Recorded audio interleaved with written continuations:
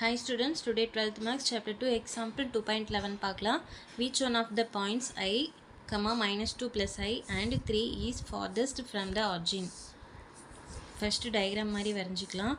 இது வந்து imaginary axis, இது வந்து real axis. இதில் வந்து 1, 2, 3 போட்டுக்கலாம். இங்கே வந்து minus 1, minus 2, minus 3 வரும்.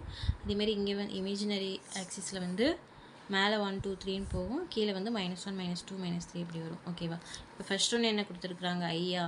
ஸோ ஐக்குனா ஒன் தானே முன்னாடி எதுவுமே இல்லைன்னா 1. ஸோ 1 இமேஜினரி இதாவது இமேஜினரி டேர்மில் தான் 1 இருக்கிறனால நம்ம இந்த ஆக்சிஸில் நம்ம வந்து 1 குறிக்கிறோம். ஓகேவா?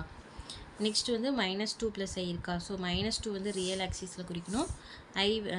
இது வந்து ஐக்கு முன்னாடி எதுவுமே இல்லைன்னா 1 இருக்குது. ஸோ 1 வந்து இமேஜினரி ஆக்சிஸில் குறிக்கணும். ஸோ -2 எங்கே இருக்குது? ரியல் ஆக்சிஸில் இங்கே இருக்குது. இமேஜினரி ஆக்சிஸில் 1 எங்கே இருக்குது? இங்கே இருக்குது. ஸோ இதுவும் ஜாயிண்ட் ஆகிற பாயிண்ட் தான் வந்து -2, I. நெக்ஸ்ட் வந்து 3 வந்து ரியல் டேர்ம் மட்டும் தான் இருக்குது, இமேஜினரி டேர்ம் இல்லை. ஸோ ரியல் டேர்மில் 3 இங்கே இருக்குது. ஓகேவா?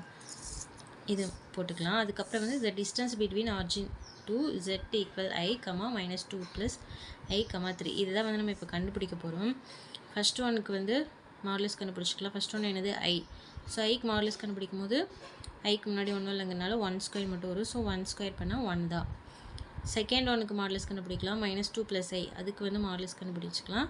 So root -2² + 1².